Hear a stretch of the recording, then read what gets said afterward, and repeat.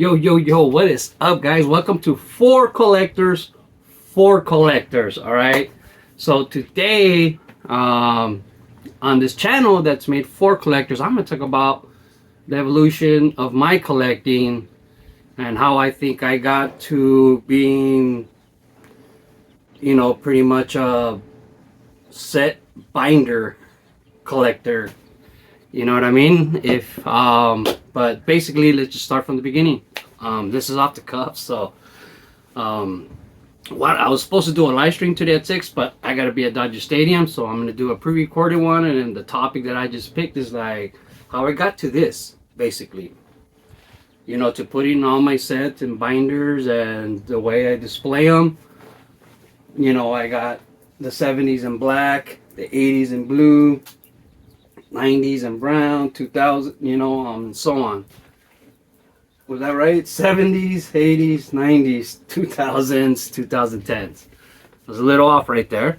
But anyways, yeah, this is a little off the cuff, so we'll just start from the very beginning. You know what I mean? I started collecting as a kid, like what I remember. It's just having baseball cards, or back in the days, $1 went a long way. My dad would send me to buy, this is back in the days, you could go buy cigarettes for your parents, and you tell them, hey, it's from my dad, or my dad already has an agreement with them, whatever, and if I would keep the change, and back then baseball cards were like 35 cents, and if I get 50 cents in change somehow or whatever, I'd buy a candy, pack of baseball cards. And so I had baseball cards in my toy box as a kid. So, I couldn't say I collected baseball cards back then, but I did buy them when I had a chance, or my dad would buy them for me. My dad never collected. So I'm the only one in my family that's ever collected. Really didn't have many, like, I had a few, but didn't have like a crazy amount of real close other collectors, so back then it's like once my cousin taught me that the cards have numbers and they're different years and all this, that's when the set collecting, set building, that's another thing we'll talk about, the labels, hopefully, if I don't forget, so I guess let's just talk about it now. Man, I'm gonna forget where I was, but anyways, I got all my 70s cards in black binders, my blue ones, those are the 80s, these are the 90s, the 2000s, 2010s, and I got the 20s in still different ones. How I got to this, let's just start off how I got to putting them in binders. Basically, when some dude was running a contest on YouTube many years ago, and he wanted you to show off your card room. So I was watching all the other people do their video responses, and everybody had nice card rooms. You know what I mean? And like mine was the most ghetto one, easily. So, but I made my video, and then when I watched it, I was just like, oh man, this is pitiful. Like, I can't put this up, man. Like, I had blocks and kitchen shelves holding stuff. So I decided to start getting all my sets. So I started going through all my old sets, and I was gonna put them in binders just to fill up some, to look nice, because I just thought, like, binders like this, I just thought they looked nice. I still do. I like it. That's one of the reasons why I do it. Obviously, if I didn't think it didn't look good, it wouldn't be worth it. Because there is such cost as buying all those binders, buying all those pages. It's a commitment basically when you're a binder collector.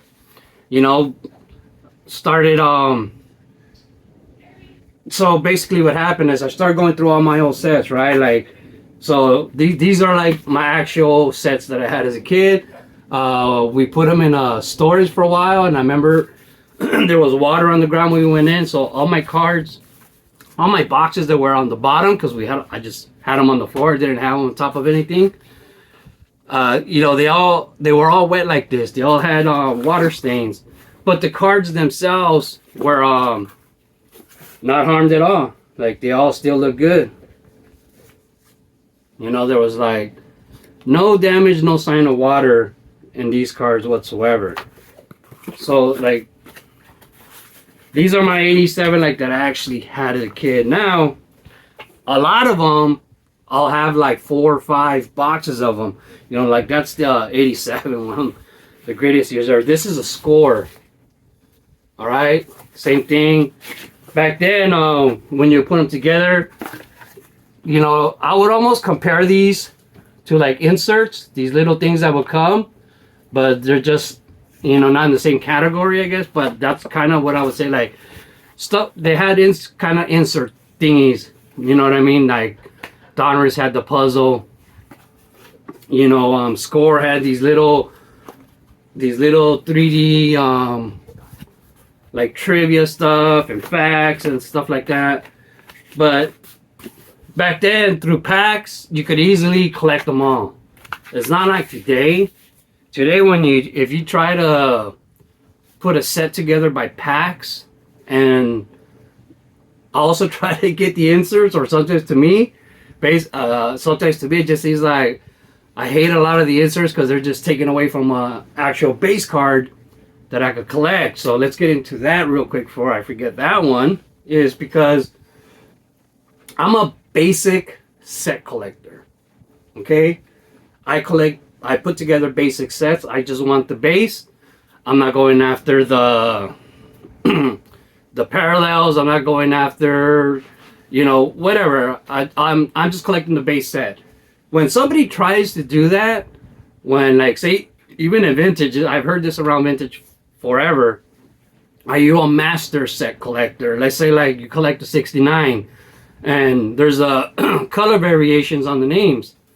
Well, if you're a master, you have a master set, you'll have every variation, like every type of that error, whatever. You have to have every card ever on registration for that set. You know what I mean? So it wasn't so hard in vintage, but still, I don't do that. I just want one of every card. I don't care what variation it is. I don't try to get all the parallels, the numbers, rainbows, or anything like that. I'm just a basic set collector. Not a master set collector who tries to get everything in that set, you know. I mean, I wish I could. That's basically a financial thing. I wish I could, you know what I mean? But I can't afford to do that. So I go for the basic sets at base, and that makes me happy, and that's all that counts. So that's the master stuff. So anyways, this guy had a VR, and I did my video, and I said like, so then basically I started going through all my sets, and this is one of the things. Like, here's another box that I had in my storage, but like I said, on the inside nothing got damaged. Like, all the stuff is still good, believe it or not. But when I decided to start putting them in sets, just why, like I said, I had like 4 or 5 boxes of every set almost.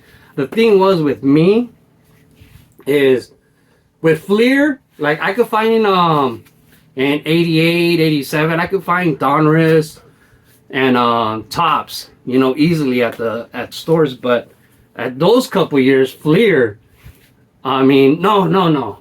Yeah, Fleer was a little harder to come by, all right? But anyways, what would happen is, just say I would buy a box of Fleer, and I had my binder. I still have my actual binder. Let me just pull it out real quick. I know a lot of you guys have seen this, but like say with my binder, I will collect all my Darryl Strawberries. These are my actual cards. You know, they've been in this binder forever. But say to fill up these pages, I wanted to have every card that existed in the set of Darryl Strawberry with my strawberries. I would buy the set and then pull the cards out, you know what I mean, to put them in here. But see, like, you see how there's Don Mattingly and Darryl Strawberry in one card? Well, I would buy another set, and to put this card in my Don Mattingly set, I would have to pull it out of the set. So when I started going through all my sets, putting them in binders, a few of them had the stars missing because I pulled them out to put them in other binders or whatever, or maybe even for trade back in the day. So only one box would have the complete set, and I could finally finish my sets like this. Like, yeah, because only one box had them all, and the rest were missing some. And let me see why I had this box out. Okay, so before that, all right, so that's why I started putting them in binders, basically. Homo had a contest, and I started putting them in binders. Like I said, I had all these boxes, and I would start with one, putting them all in the binders, and there'll be a card missing. Oh, like the stars, because and I explained to you why I pulled them out. But before that, why I started completing mines and then putting them in binders was like in the 90s. Like sometimes I just kind of forget, and when people say you stop collecting in the 90s, like yeah, kind of. It's not that I stopped collecting. It's like all the card shows disappeared. You know what I mean? All the card shows were gone.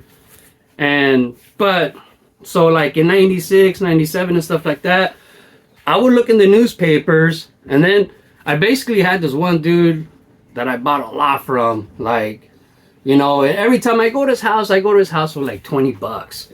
You know what I mean? 10 bucks. And like, this is something like I bought for him. A 1990 Fleer set, you know, and I was like, this is the greatest thing. Starter sets. And I just need 3 cards. So after that, that's what got me into the habit of buying starter sets. And you're talking about this is the 90s, like 96, 97. And I started buying starter sets. But the thing is that they were all in boxes, right? And all my boxes were different. Like the way I had them on a couple shelves. It was, you know, so I just thought this would look pretty. This would look cool if I could pull this off. So because of that VR, that's how that started, you know. So what else is there? So that's why I do this. So let's just talk about, so what was I on? Because basically right is my progress. So that's why I started doing this.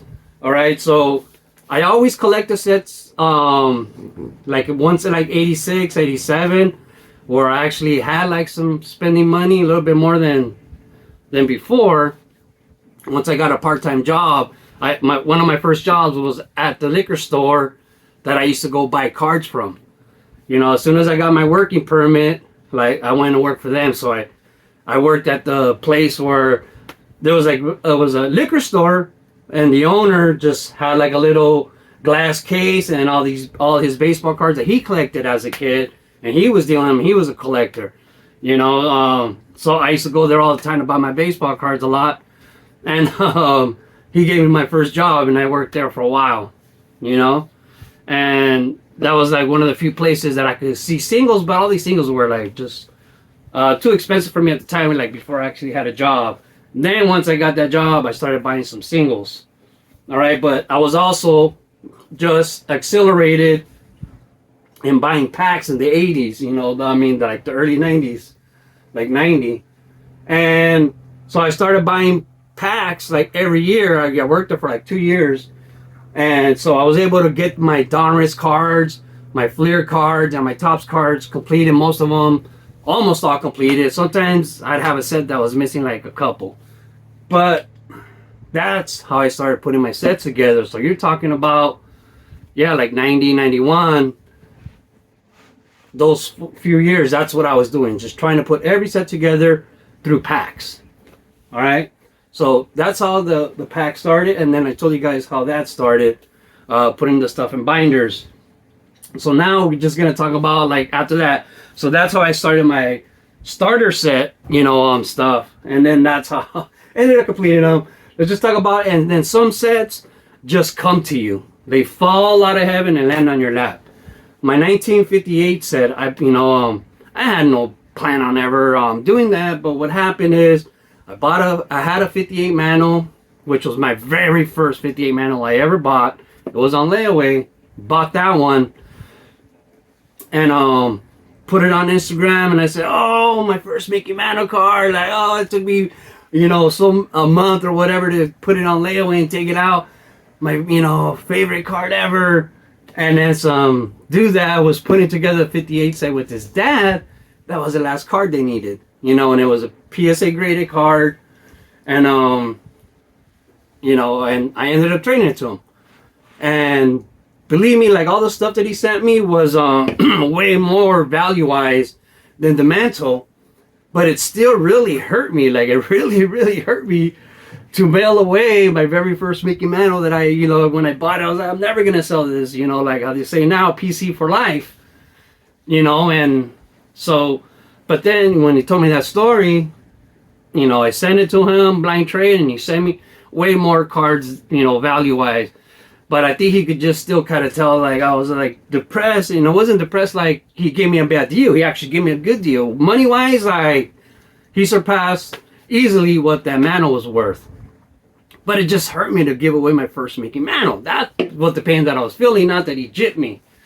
But then he told me, hey, well, my dad said if you want to buy all our doubles at $1 a piece, no matter what card.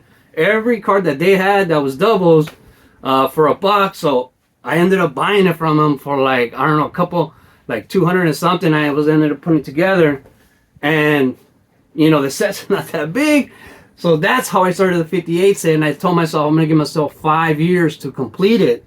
That was my starter set. But like I said, I wasn't planning on putting together 58. It just fell on my lap. That was a great start. The 69 set, man, that has a story of its own. Basically, I bought the 69 Nolan Ryan. I bought the 69 Reggie Jackson rookie, the Johnny Bench. I bought all these 69s from this guy on Instagram. And every day he would post up a card, and I was like, oh, and he would give me like payment plans. You know what I mean? And that's how I started buying all the 69s, the Ernie Banks, like all these great cards.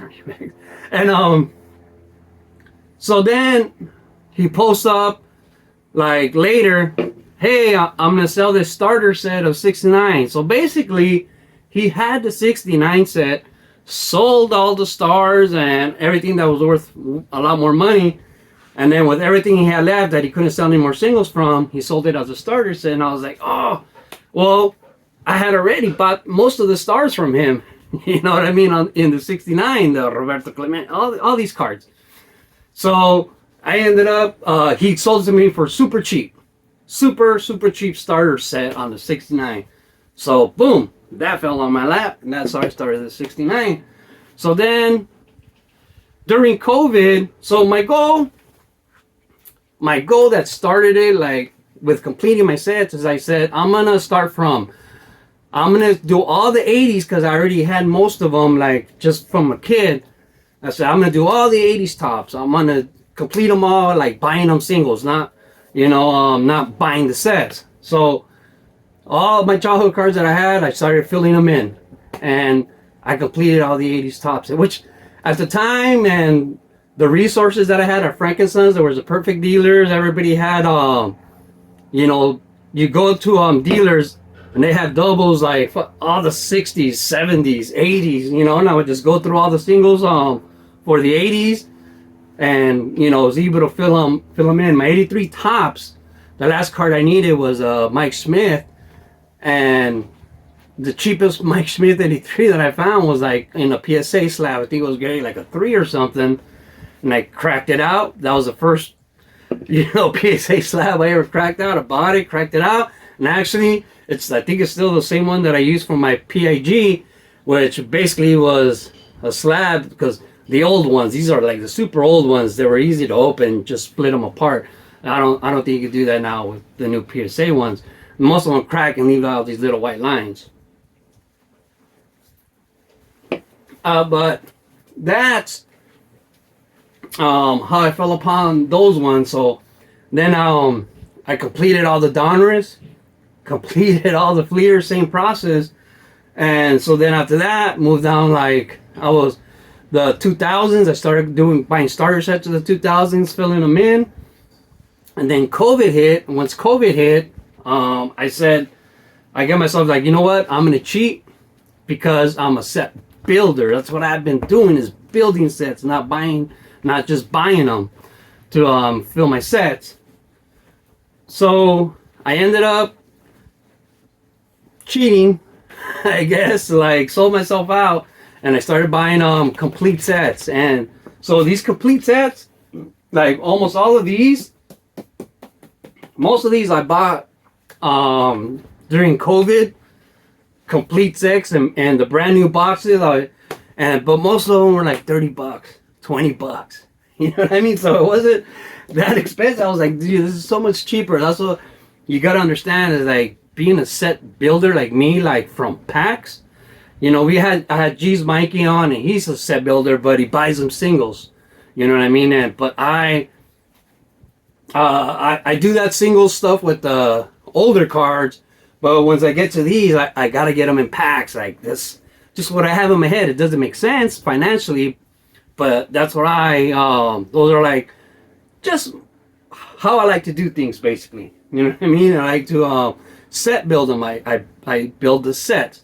You have people like, say, Mike Monahan, baseball collector. He collects sets. You know what I mean? But he likes to buy them like in the actual boxes, like sealed and stuff.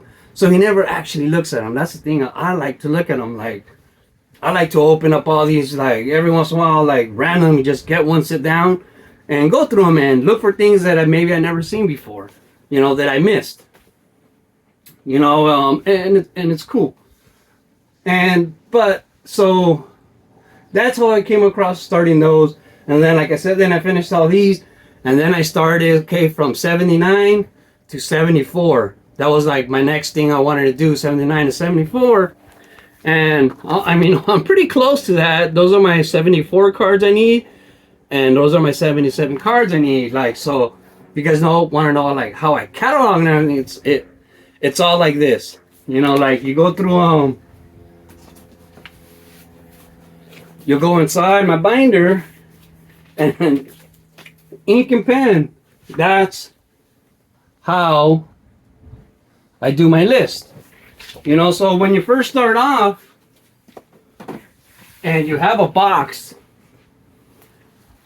you know, and like say it's a set that has 600 cards and I got like 200, you know, stays in the box for a while. But once you start going and finding dollar boxes or 50-cent pay, like every once in a while you come across like people that have binders, say like all 64 cards, and you know, and they'll be like 25 cents each, 50 cents each. You know what I mean? Like those are a honey hole, I guess, is what people call them. But every once in a while you want to cross those, you know. But like I said, financially it doesn't make sense to put stuff together by packs. But that's the way I like to do it, unless they're older cards. So I just need to do my 70s, and I want to start 70 to 73. All right, but I'm at 74. I need a few more, but almost everything else is complete. Everything besides those couple cards on 74 and 77 from all these binders are complete. You know, these are all my tops. Down here I got my Fleer. Over here I got my Score, Upper Deck, Donruss. You know what I mean? These are all the sets that I have put together, man. And that's just something that I enjoy. You know what I mean? So like right now, that's my 2023 big. I don't know if you guys saw that. I bought a lot of packs, and I already had this big old stack like this of them. And I bought a box, and I was like, I'm gonna try to complete the set. Well, for some reason, I thought I'd be like maybe, I don't know, 30 cards left. But no, that's my list for the big league. It's big. I'm still missing a lot of cards, so I'm still a while away from there. All right. But anyways, all my doubles, all these packs, that's what this is right here, the ghetto cardboard projects. All right, those are all my doubles. All right. So it's basically for trading. It was so much easier it was so much easier collecting sets. It's gotten a lot harder, I think, or at least accessibility wise for me, where there was all these set collector groups on Facebook and everything, and you just post up a list and people send you like what they have, you know, and you send other people what you have from their list, you know, and that's how it works out. But me, you know, I just haven't been to these in a long time, and it's but you see all my doubles.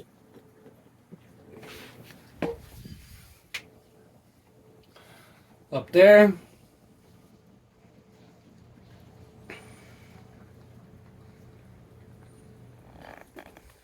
And it goes on down.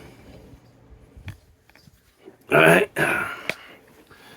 So I started and so it was easy to complete. I started back doing the pack thing in 2015, where I started putting my sets back together by packs. So 2015, this one right here, the one with Scooter Jeanette on it, that was the first set I put together by packs, you know, since like 92 or something. And so yeah, that's how that goes. And let me see if I can think about anything else that I should share with you guys. But I think that's about it. Like I said, so because of that contest, I shared with you my journey of how I started putting sets together and how I finish them, how I catalog them. I have this for every set, but most of them are already thrown away because I completed them. That's one of the best feelings about being a set collector, is when you complete a set. Like, once you complete a set, man, it's like, it's orgasmic, man. You know, you complete a set, like something you've been putting so much time into. A lot of checklists. Like checklists, it's like a clerical job when you do it all by paper, you know. And so yeah, man, that's how I got to be in this. So like I said, there's like, now there's so many categories, and I think I hear this all the time. People call me a set binder or a binder collector, but the thing is, the binder part is just a description part of it, because the binders is the way I choose to display them. All right, I'm not a binder collector, whereas like I buy the binders just for the sake of the binders. But I understand, you know what I mean, when they call me a binder collector, because all my stuff is in binders. But below that is I'm a set collector, and that's something that I had as a kid, was putting the sets together, because that's really all you did. If you went and you just kept getting tops packs, in the end, your end goal was just to complete the set. And so that's my set collecting journey. I've had that since the very beginning, but the putting it into the binders kind of just started like 5 years ago, whenever it was, when I entered that video response. And before that, I used to put on the spines right here, I had the packs, but that was easy. Okay, that was easy to do when I had packs of 87 tops, 80, 88 tops, 89 tops, 90. I had all these packs, so I would open a pack or just put a whole pack unopened on the spines. But once I got started, like my 69, my 58, I wasn't getting those wax packs. Those were expensive, even just for the pack with no cards in it. So that's how I just said, you know what, it'd be easier if I just put all these cards from the set in each one. So all these cards that are on the outside, those are all doubles. If I have 2 cards, the worst card goes on the outside and the best card is inside the binder. But that's how I came across doing that. Was just kind of accidental, because I couldn't buy the wax packs for the older ones. So I just decided to put cards. And at the beginning, most of the players were probably some common players, just because that was like the only good double I would have. But then eventually, I would buy cards in low grade just to put them in the spine. You know what I mean? So now the spine themselves, the cards on them, became a thing, when before it was just an identification thing. I mean, and it still is. But now I like to put the stars on there as opposed to just any example of the card. Well, guys, that's it. Keep it at 30 minutes. Love the hobby and just keep collecting baseball cards forever. That's it. And yeah, that's my little journey through my baseball card binders. So love the hobby and just keep collecting baseball cards forever. That's it. For collectors. And then I gotta keep it real. Like this set right here that I have, the Topps Giants. This set really, I would say, majority of it was like gifts. You know what I mean? But I completed this set, and I remember when back then people would say, like, if you want to collect a vintage set, get the Giants. Those are super cheap, but they were dirt cheap back then, right? Dirt cheap back then. It was an easy set to put together because it wasn't huge either. It was only like, was it 60? It's only like 60 cards, you know? So it wasn't incredibly expensive. But I remember when I bought a few, like I bought a bunch of comments and bought, and then I said, I'm going to start putting together the 64 Giants Topps set. And a lot of people just sent me, were just sending me the 64 Topps Giants. And so a majority of it just being blessed at that time was actually like gifts. So this set, sometimes like as a collector yourself, you're kind of looking forward to the journey. I don't know if you'd understand what I'm saying, or I don't know, think I'm being, bad. But sometimes you want to, it's like I want to go through the journey of collecting it, and it's crazy because, like, say like this one, a bunch of people start sending it to me. So, I had already imagined myself. Yeah, I seem ungrateful now that I think about it. But, like, I just wanted to go out and hunt these cards.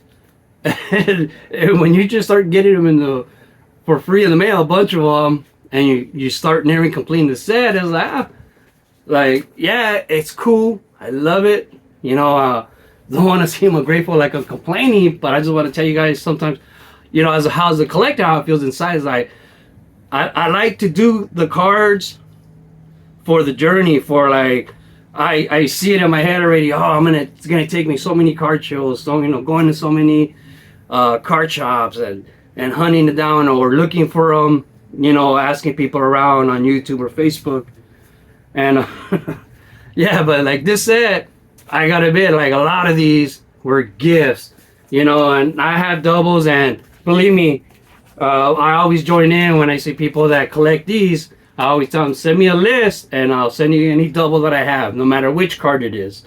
I will send it to you if I have a double of it. But you can edit that out if I seem like a bad person for that. But anyways, thanks for watching, guys. Ciao. I gotta go to work. And then just to be honest, like one thing about it, I just love the fact that I can tell you I've touched every single card, putting them in binders, for all these sets. Like from all these sets, I've touched every single card. So all the 80s, 90s, 2000s to present, I've touched every baseball card that's made base from all those years. I don't know. I just like that fact.